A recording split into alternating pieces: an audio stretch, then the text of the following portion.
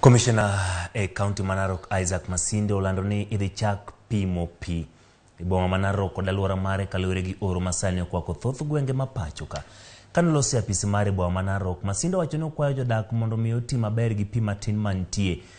Ka jopur bende okwa mondo kik din ne pi e puothegi, wera ni ji duto nyaka yud thuolo mar tiyo gi pi e gwengego ka koro ibiro miyo jopur seche 4 pile ka pile mar kuoyo pi e puothegi. Commissioner bende wacho ni oseketo apisas mag obila e kaunti no mabiro timo apedha ne jogo mabiro rem luwo chike moketigo ka duol mar NEMA kod sekta mar weche ler ondhi jogo mabiro rem keto arita makare ne alwora ka giolo minyage aora Manarok kaka achiel kuom yore mar geng'o tuoche mithoro kelo kod chido mar alwora.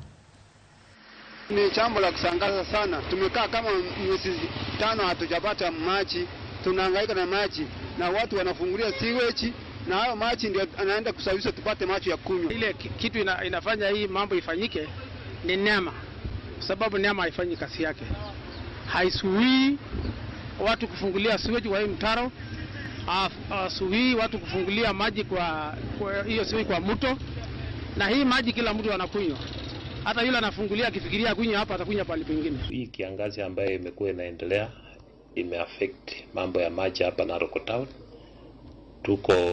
Tuna likely ya town kukosa maji ya kutosha.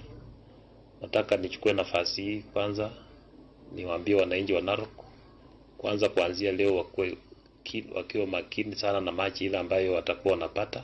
Watumie hiyo maji kwa njia ambayo inafaa, kwa sababu kuanzia leo tutaanza rationing ya maji because mito zote za Narok County maji imepungua kwa kiasi kwamba lazima tufanye rationing. Wale ambao wanafanya irrigation kwa kufungia maji kutoka siku ya leo tunawaambia kwamba wasifunge maji because of irrigation, waache maji kwa mito iflow naturally, ndio wale watu ambao wako chini ya mito waweze pia kupata maji.